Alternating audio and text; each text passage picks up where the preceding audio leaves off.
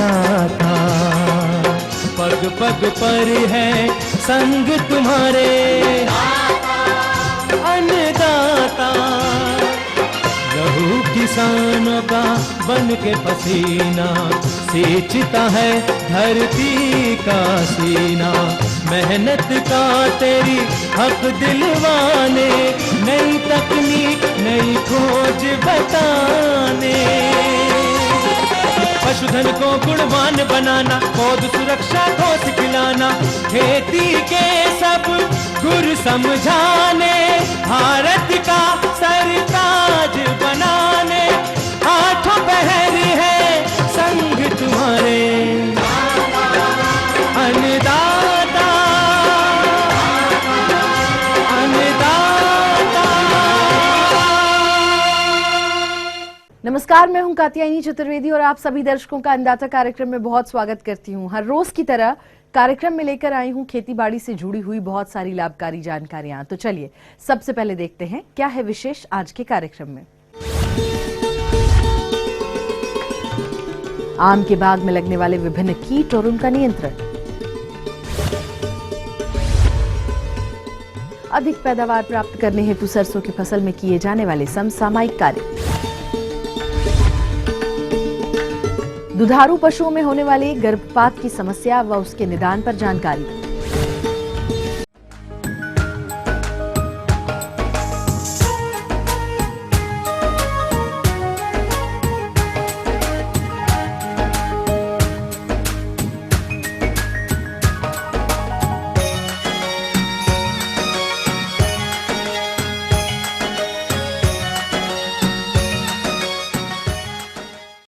हमारे प्रदेश में आम की बागवानी बहुत ही व्यापक क्षेत्र में देखने को मिलती है। हमारे जिन भी किसान भाइयों ने आम के बाग लगा रखे हैं, उनके फल बागों में विभिन्न प्रकार के कीटों का प्रकोप देखने को आता है, जो बाग से मिलने वाली उपज पर विपरीत प्रभाव भी डालते हैं। अतः इन फल बागों से गुणवत्ता युक्त पैदावार प्राप्त करने के लिए इन कीटों का किस तरह से नियंत्रण किया जाए, इस विषय पर विस्तृत जानकारी दे रही हैं गोविंद वल्लभ पंत कृषि एवं प्रौद्योगिक विश्वविद्यालय पंतनगर की डॉक्टर पूनम श्रीवास्तव। आम की बाग में कीड़ों की समस्या हमेशा बनी रहती है, चाहे वो कोई भी महीना हो। और हर बाग पालक को इस बात का ख्याल रखना है कि अगर आम की अच्छी फलों की पैदावार लेनी है तो समय समय पर हमें क्या क्या करते रहना चाहिए। पूरे वर्ष हम प्रबंध नीतियाँ अपनाते रहे अच्छे से, और उसके बाद ही हमें साल में एक बार आम के अच्छे फलों की पैदावार मिलती है, और उसके हिसाब से ही हमारी जो पैसे की बात है, जो इनकम की बात होती है, आय का स्रोत भी बढ़ता है। तो किसके लिए करना क्या है कि इस महीने हम क्या करेंगे, अगले महीने हम क्या करेंगे। सभी आम पालक जितने भी बागधारी हैं उन सबको अच्छे से पता है कि हमें क्या क्या करना चाहिए। तो इस समय तो सबसे ज़्यादा खास बात यह है कि सारे बाग पालक अपने बागों में अच्छे से निराई गुड़ाई में लगे होंगे, और वो बिल्कुल सही भी है। अपने बागों की अच्छे से निराई गुड़ाई साफ़ सफाई बहुत ही आवश्यक है हर पेड़ के लिए, क्योंकि जब पेड़ के आसपास साफ़ सफाई होगी तो पेड़ों की जो जड़ें हैं वो सही मात्रा में पोषक तत्व और जल ग्रहण कर सकेंगी, और उनका जो है किसी दूसरे जितने भी वीड होते हैं जो मतलब अच्छे नहीं होते हैं, घास फूस होती है, उनसे उनका कोई भी कंपटीशन नहीं होगा। तो इससे उनकी ग्रोथ अच्छी होगी, उनकी जो बढ़त है वो अच्छी होगी। तो अभी तो निराई गुड़ाई कर ही रहे हैं। हो सकता है कुछ आम पालकों के बागों में शाखा गांठ कीट की गांठें दिखाई दे रही हों। ये गांठें जो है एक बार अगर आ जाती हैं तो फिर आने वाली बढ़त जो है पेड़ की, जो शाखाओं की, वो रुक जाती है। अब बढ़त रुक गई है तो फूल भी नहीं आएंगे, और फूल नहीं आएंगे तो फल भी नहीं आएंगे। और कहीं कहीं इलाकों में इसकी समस्या बहुत ज़्यादा है। जिन लोगों ने अगस्त सितंबर में अच्छे से छिड़काव कर लिया था उनके यहाँ पर ये समस्या नहीं आई होगी, लेकिन जिनके यहाँ पर लेट हो गए होंगे या सही तरीके से नहीं होंगे, उनके यहाँ पर ये समस्या बहुत ज़्यादा विकटकारी हो सकती है। तो शाखा गांठ कीट के लिए क्या करना चाहिए? इस समय तो हम कुछ ऐसा नहीं कर सकते हैं कि दवा छिड़क दें और शाखा कीट खत्म हो जाएं, क्योंकि वो जो कीड़े हैं वो गांठों के अंदर रहते हैं, और गांठों के अंदर कोई भी कीटनाशी नहीं जाता है। तो जिन पेड़ों में ये समस्या आ गई है उनके लिए हम यही बात कहेंगे कि अभी वो इस समय हल्की काट छांट कर दें अपने पेड़ों की।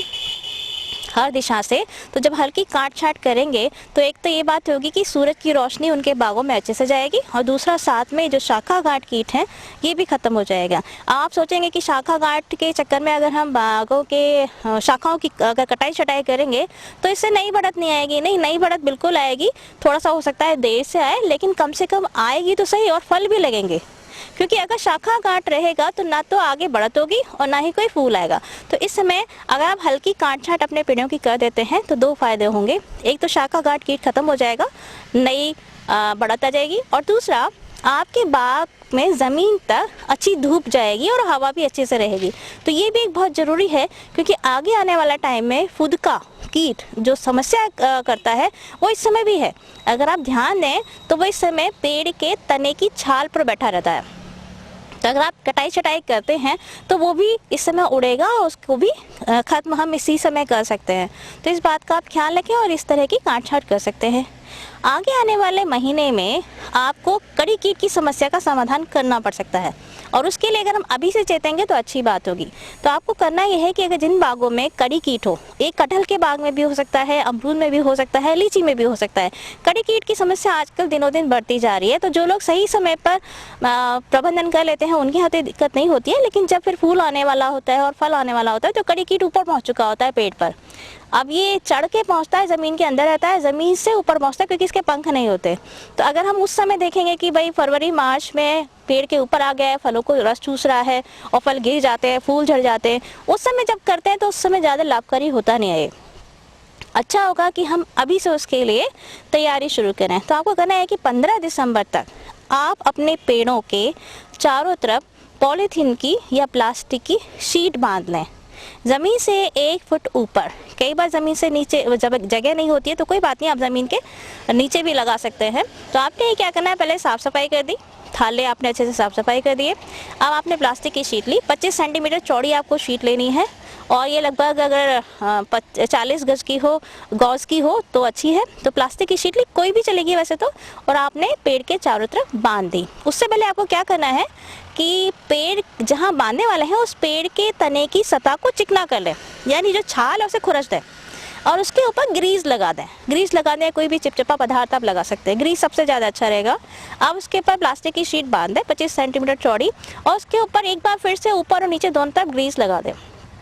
ये हम क्यों करते हैं, क्योंकि 15 दिसंबर के बाद जब ठंड बननी शुरू होती है तो जो कड़ी कीट के बच्चे हैं वो ज़मीन के अंदर से निकलना शुरू होते हैं, और फिर ये धीरे धीरे रेंग कर पेड़ के ऊपर चढ़ जाते हैं। अब ग्रीस लगी है, प्लास्टिक की शीट है, तो ग्रीस में चिपक जाते हैं और ऊपर नहीं चढ़ पाते, तो ये नीचे ही नीचे रह जाएंगे। आपने थालों की सफाई कर रखी है तो इसलिए वहाँ पर कोई भी अन्य पौधा नहीं उगेगा, कोई घास फूस नहीं उगेगी। तो जब घास फूस नहीं उगेगी तो उनको खाने के लिए नहीं मिलेगा, वो अपने आप मर जाएंगे। और कई बार आप देखते हैं कि बहुत सारे कड़ी कीट के बच्चे जो हैं वो आपके पेड़ के चारों तरफ गिरे मिलेंगे, अगर आपने प्लास्टिक की शीट सही समय पर बांध रखी है। तो आप कोई भी नीम सीड कर्नल एक्सट्रैक्ट होता है वो आप डाल सकते हैं, कोई भी धूल आप डाल सकते हैं और इनको वैसे ही मार सकते हैं। तो ये काम आप कर लीजिए, 15 दिसंबर तक इस काम को कर लेना है। कई बार बाग पालक कहते हैं कि हमारे तो इतने सारे पेड़ हैं, हम सारे पेड़ों के ऊपर तो प्लास्टिक की शीट नहीं बांध सकते हैं। हाँ, बिल्कुल आपकी सही बात है कि प्लास्टिक की सारे पेड़ों पर जिनका बाग बड़ा है उसमें शायद बांधना मुश्किल होता होगा, लेकिन आप ध्यान रखिएगा जो बॉर्डर वाले होते हैं, जो किनारे होते हैं, जो जहाँ पर सबसे आखिर पड़ जाता है, किनारों की लाइनों में कम से कम किनारों जो पूरे बाग को कवर कर रहे हैं लगभग 10-10 पेड़ छोड़कर आप प्लास्टिक की शीट बांधें तो भी काफ़ी लाभकारी रहेगा। इस समय कहीं कहीं पर तना भिधक की समस्या भी आ रही है कि कहीं कहीं पे आप देखेंगे कि पेड़ में छेद हो गया है, शाखाएं बिल्कुल सूख चुकी हैं। तो हम क्या करेंगे कि पेड़ के पहले छेद देखेंगे, और छेद अक्सर जो है तने के ज़मीन के आसपास ही होगा। अगर उस छेद में नमी दिखाई दे रही है तो उसका मतलब है कि कीड़ा अंदर है।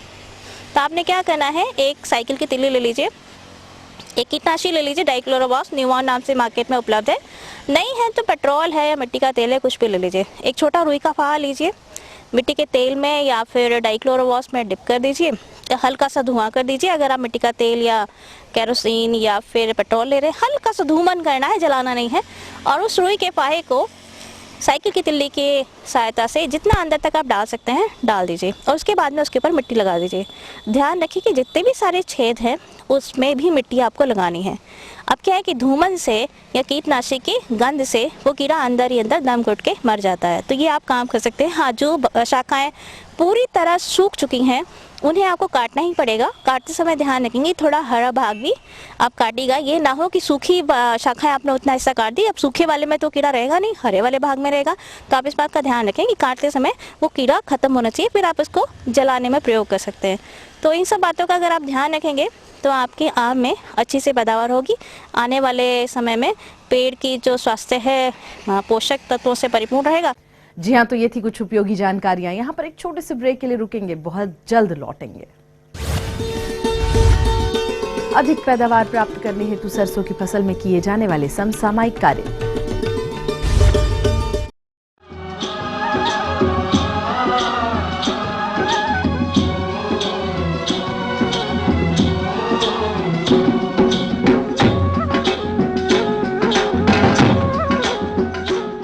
ब्रेक के बाद आपका एक बार फिर से बहुत स्वागत है अन्नदाता कार्यक्रम में। बढ़ते हैं अपनी अगली प्रस्तुति की ओर।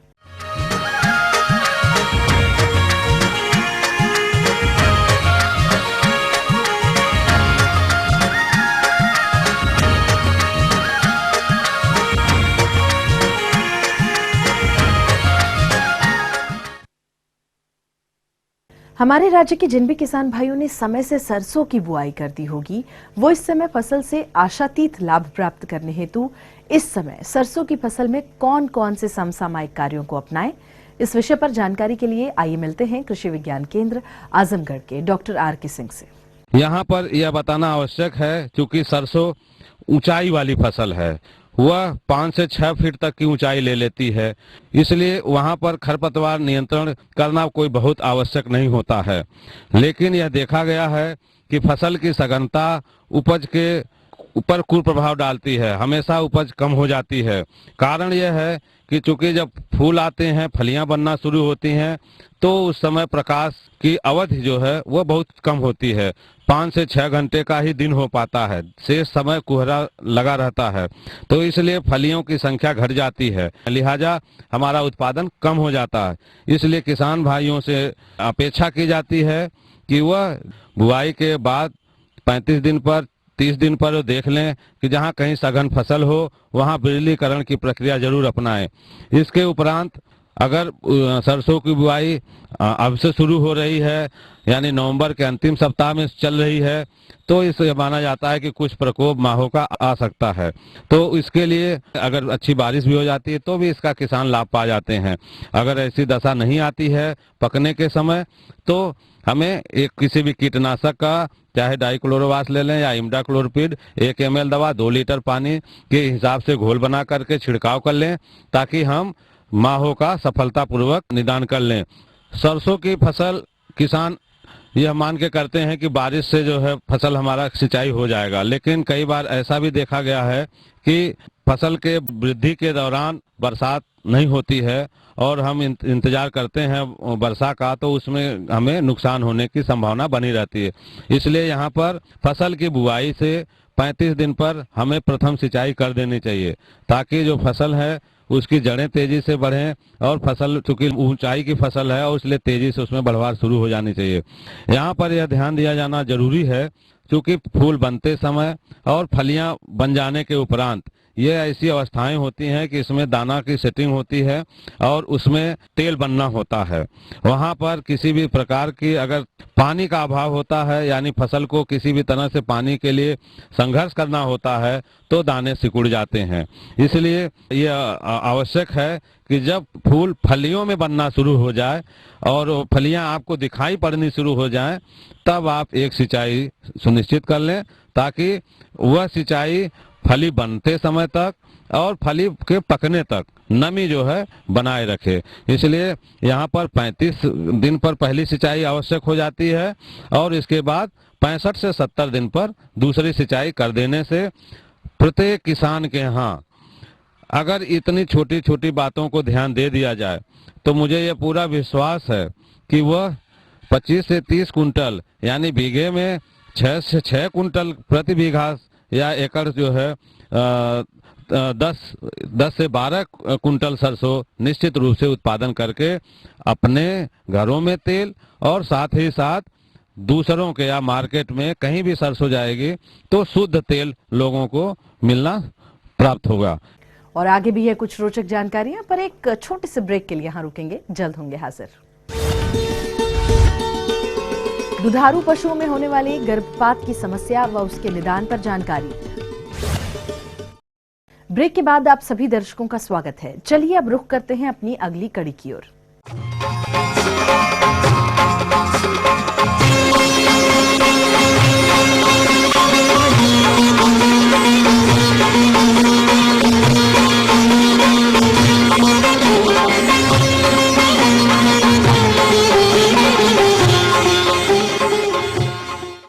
हमारे प्रदेश के बहुत सारे किसान भाई दुधारू पशुओं का पालन कर रहे हैं और उनसे लाभ भी प्राप्त कर रहे हैं, लेकिन उनके पशुओं में कभी कभी गर्भपात की समस्या देखने को मिलती है। अतः इस बीमारी पर कैसे नियंत्रण पाया जाए, इस विषय पर जानकारी के लिए हमारे संवाददाता ने संपर्क किया सरदार वल्लभ भाई पटेल कृषि एवं प्रौद्योगिक विश्वविद्यालय मोदीपुरम मेरठ के डॉक्टर विकास जायसवाल से। किसान भाइयों, मैं आज आपको पशु में होने वाली एक विशिष्ट बीमारी जिसे संक्रमित गर्भपात कहते हैं या अंग्रेजी में ब्रुसेलोसिस कहते हैं, इसके बारे में बताऊंगा। किसान भाइयों, यह बीमारी बहुत ही प्रचलित है, परंतु बहुत कम किसानों को इसके बारे में जानकारी है। वास्तव में संक्रमित गर्भपात है क्या? सबसे पहले मैं ये बताऊं कि बार बार किसी जानवर में अबॉर्शन का हो जाना, इसे संक्रमित गर्भपात कहते हैं। और ब्रुसेलोसिस इसका एक कारण हो सकता है। कई कारण हो सकते हैं। किस समय अबॉर्शन हो रहा है, बार गर्भपात हो रहा है, इसके ऊपर डिपेंड करता है। ब्रुसेलोसिस किसान भाइयों जीवाणु जनित रोग है, यानी बैक्टीरिया से होता है। और किसान भाइयों, इसका जो मेन लक्षण है, ये गाय भैंस दोनों में होता है। इसका मेन जो है, अगर आप पशु के गर्भकाल को 3 भागों में विभाजित करें तो तृतीय भाग, यानी जैसे 9 महीने का है तो 6 से 9 महीने, या 10 महीने का गर्भकाल है जैसे भैंस का होता है तो लास्ट के 3 महीने, तो इनमें जो लास्ट ट्राइमेस्टर है, जो अंतिम का जो तिमाही है, इसमें जो गर्भपात होता है, इसका सबसे प्रमुख कारण ब्रुसेलोसिस है।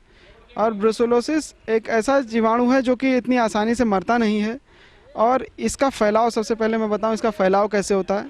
जब जानवर बच्चा देता है तो इसकी जो बच्चेदानी है, इस बच्चेदानी में या फिर इसका जो जेर है, इसमें, इन सब चीज़ों में, और जो बच्चा है, मरा हुआ बच्चा पैदा हुआ है ना, या जो डाल गया बच्चा, इनमें सब में जीवाणु होते हैं।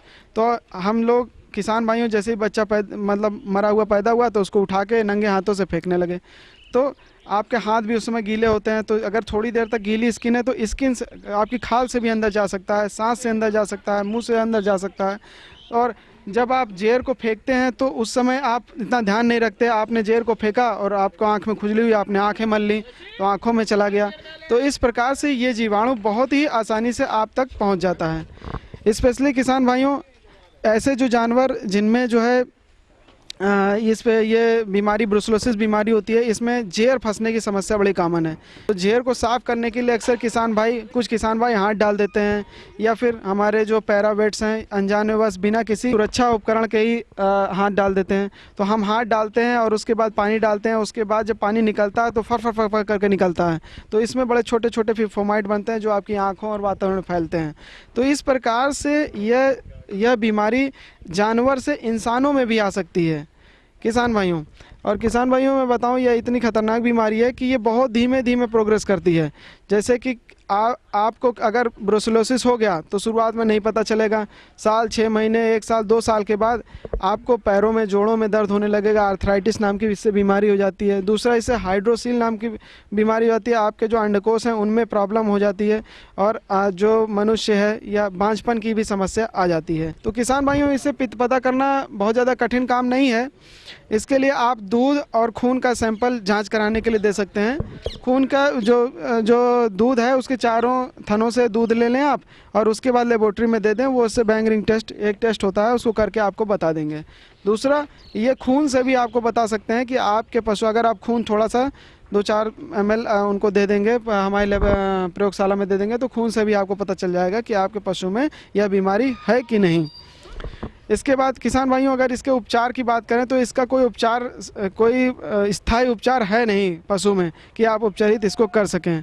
बस इसका बचाव ही उपचार है। किसान भाइयों इसका टीका आता है, लेकिन टीके भी इतनी आसानी से उपलब्ध नहीं होते हैं। हालांकि अब थोड़े बहुत उपलब्ध होने लगे हैं जगह में, लेकिन अगर आपको ये लगता है कि आपके आसपास के एरिया में ये बीमारी है और बहुत ज़्यादा प्रिवलेंट है ही, तो आप इसे विक्रय करके आप अनुभवी पशु चिकित्सक से इसको लगवा सकते हैं।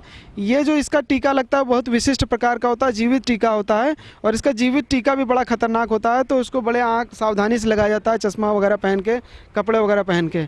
और इसका जब टीका लगाते हैं तो केवल और केवल फीमेल यानी मादा पशुओं में ही लगता है, और 4 महीने से लेके 12 महीने तक के ही पशु को लगता है, बाद में नहीं इसको लगाया जाता है। थोड़ा जागरूक होने की ज़रूरत है, और क्योंकि ये कहीं ना कहीं हमसे भी जुड़ी हुई है, क्योंकि हमें भी समस्या हो सकती है और बहुत आसानी से हो सकती है। क्योंकि जहाँ भी बच्चा पैदा हुआ हम इतना ध्यान रखते नहीं हैं, भाई उसकी जेर वहीं वो गिराएगी, उसको हमें हटाना ही है। तो थोड़ा सा अपने को भी, जब किसी की जेर फंसी हुई हो उसको निकाला जाए तो जो वातावरण है उसको थोड़ा सा कायदे से सावधानी से साफ़ करें। पन्नी उन्नी के आजकल दस्ताने आते हैं 2-2 3-3 रुपए के, उनको पहन के तब हटाएं, या निकट के पशु चिकित्सा अधिकारी से संपर्क कर लें।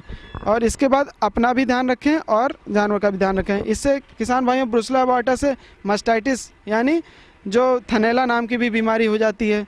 तो इस प्रकार से ये जो ब्रुसेला है ये बहुत खतरनाक है। इसका नियमित रूप से आप दूध का टेस्ट कराते रहें तो आपको पता चलता रहेगा आपके फार्म पे ब्रुसेला है कि नहीं है।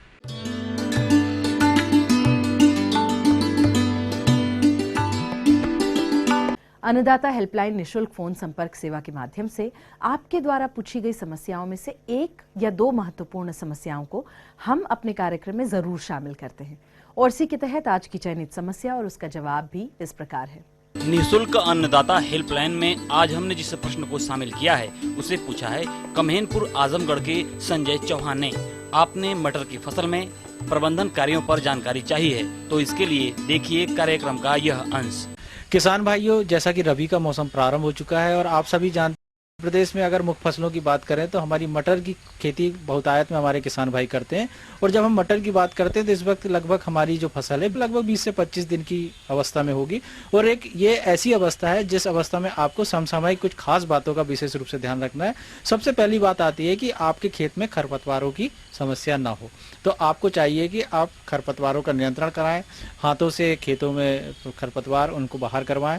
और इसके अलावा दूसरी बात आती है खेत में नमी का विशेष रूप से ध्यान रखना है, क्योंकि ये वानस्पतिक वृद्धि की अवस्था है और इस समय अगर किसी भी प्रकार की नमी की कमी हो जाती है तो आपके निश्चित रूप से पौधों का विकास कम होगा।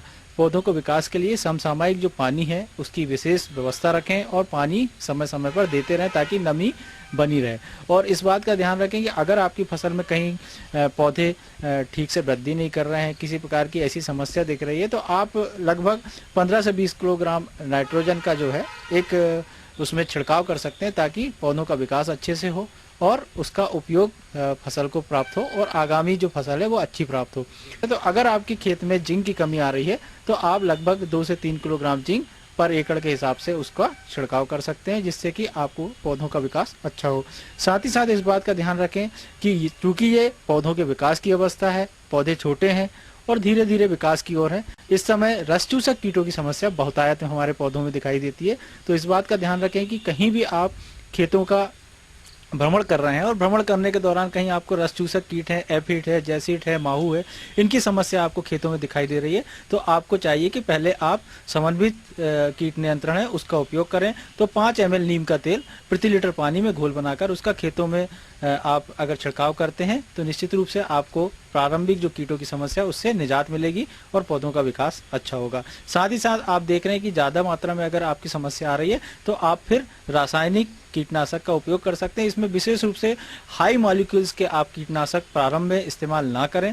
प्रारंभिक स्थिति में आप देखें कि अगर कम मात्रा में आपके कीट हैं तो आपको चाहिए कि जो ट्राइजोफास जो हमारी कीटनाशक दवा है उसकी लगभग 1.5 से 2 ml मात्रा प्रति लीटर पानी में घोल बनाकर उसका आप अगर छिड़काव करते हैं तो प्रारंभिक अवस्था में जो कीटों की समस्या है उससे आपको निजात मिलेगी और पौधों की जो बीमारियां हैं या रोग लगने की जो समस्या है या कीटों से समस्या आती है उससे निजात मिलेगी। इसके अलावा किसान भाई इस बात का विशेष रूप से ध्यान रखें कि जब भी हमारी फसल में अगर कहीं आप देख रहे हैं कि जो इल्लियां हैं उनकी समस्या आती है, तो इल्लियों से बचाव के लिए आपको चाहिए कि आप उसमें ट्राइजोफास जो दवा है उसकी लगभग 1.5 से 2 ml मात्रा प्रति लीटर पानी में घोल बनाकर उसका छिड़काव करें।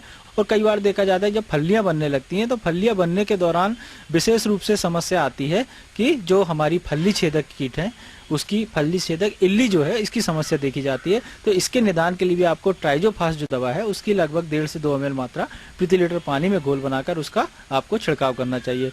इस बात का विशेष रूप से ध्यान रखें कि खेत में आप जब भ्रमण कर रहे हैं और कहीं पे आपको पैचेस में या कहीं छोटे छोटे भागों में आपको जो फसल सूखने लगती है, विशेष रूप से जो किसान भाई हैं उसको जानते हैं कि इसको उगरा रोग के नाम से किसान भाई पहचानते हैं।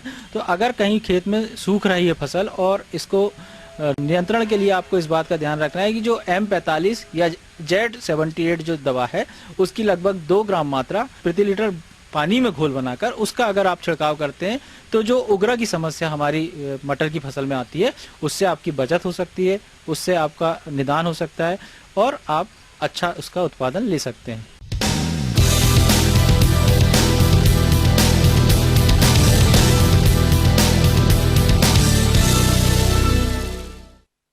तो राज्य की विभिन्न मंडियों में कृषि उत्पादों के चढ़ते उतरते बाजार भाव की संक्षिप्त जानकारी इस प्रकार है।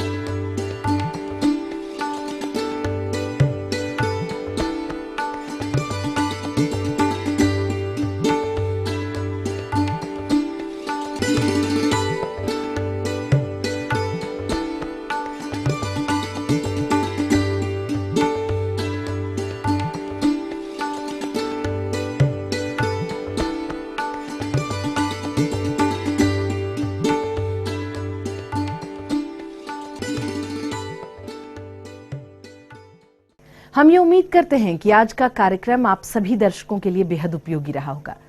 किसान भाइयों अन्नदाता आपकी सेवा के लिए संकल्परत है और कृषि संबंधित समस्या एवं सुझावों के लिए आप हमें इस पते पर संपर्क भी कर सकते हैं। तो हमारा पता नोट कर लीजिए।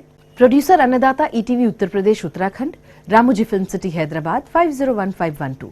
साथ ही आप हमें ईमेल भी कर सकते हैं और हमारा ईमेल एड्रेस है annadaata.up@etv.co.in। और इसके अतिरिक्त आप हमें निःशुल्क हेल्पलाइन नंबर 180010084599 पर सोमवार से शनिवार सुबह 10 बजे से शाम 4 बजे के बीच में कभी भी संपर्क कर सकते हैं। और चलिए अब देखते हैं कल दिखाए जाने वाले कार्यक्रम की मुख्य झलकियां।